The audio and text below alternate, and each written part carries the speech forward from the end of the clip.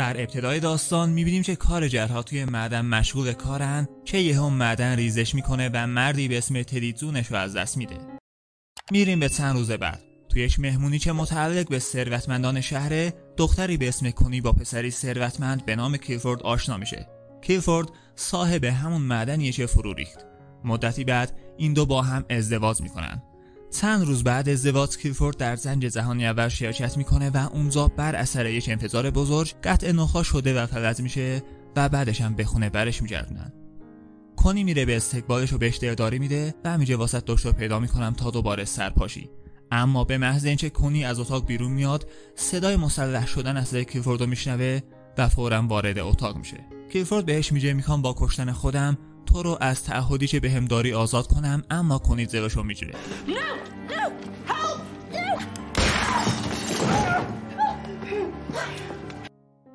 بعدن مردی به اسم الیور هم از زنگ به خونه برمیگرده، اما میبینه که زنش با یه مرد دیگه داره بهش خیانت میکنه. اون به محض دیدن این صحنه اونجا رو ترک میکنه. روز بعد الیور میره پیش کیلفورد و ازش درخواست کار میکنه که کیلفورد هم قبول میکنه و الیور رو به عنوان شکارچی در امارات خودش استخدام میکنه.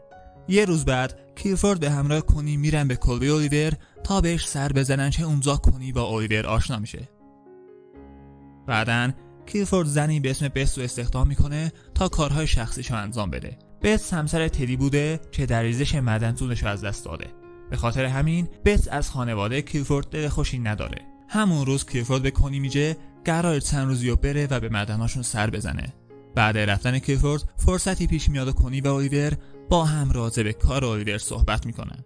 چند روز میگذره. یه بار که کنی توی زنجیره داشت قدم میزد، الیور رو بدون لباس میبینه و میره پیشش و کمی با هم حرف میزنن که در این هنگام بارون شروع به باریدن میکنه. کنی و الیور میرن داخل کلبه تا خیس نشن. الیور به کنی میگه اگه شوهرت بفهمه اومدی اینجا، من توی دردسر میافتم. بعد تموم شدن بارون کنی به خونه برمیگرده و میبینه کیلفورد برگشته. اون میخواد باهاش رابطه جنسی برقرار کنه، اما کیلفورد چه از چمر به پایین فلجه و نمیتونه کاری کنه. به همین خاطر روز بعد کنی از چند تا دکتر میخواد که بیان و با دستگاه‌های مخصوص مشکل ناتوانی جنسی کیلفورد رو حل کنن. اما وقتی میبینه که کیلفورد زیر اون دستگاه داره زجر میکشه، از دکترها میخواد تا دستگاهو ازش جدا کنن.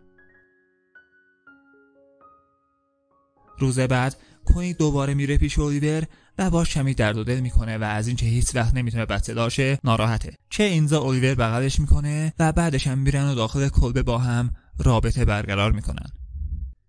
چند روز بعد کیلفورد از کنی میخواد تا از یک مرد دیگه بچه دار شه تا به این ترتیب یه وارث واسه ارث و میراثش داشته باشه. اولش کنی عصبانی شده و قبول نمیکنه، اما بعداً به شرطی راضی به این کار میشه که اون مرد رو خودش انتخاب کنه و اون مرد هم کسی نیست جز الیور. کنی و الیور به دور از چشم همه و به طور مخفیانه به رابطه‌شون با هم ادامه میدن تا اینکه بعد مدتی کنی باردار میشه، اما این موضوع رو به الیور نمیگه و به جاش اولین نفر به کیلفورد میگه. اما وقتی کیلفورد اسم پدر بچه رو میپرسه، کنی بهش میگه بهتره ندونی که اون مرد کیه.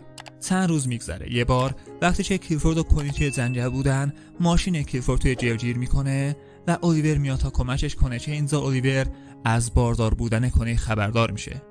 الیور در حالی که به خاطر بیماری ریوی که قبلا توی معدن گرفته حالش خوب نیست، از دست کنی ناراحته، چون فکر میکنه کنی به خاطر باردار شدن ازش سوء استفاده کرده. اما کنی قسم میخوره که دوستش داره و از روی عشق باهاش رابطه داره.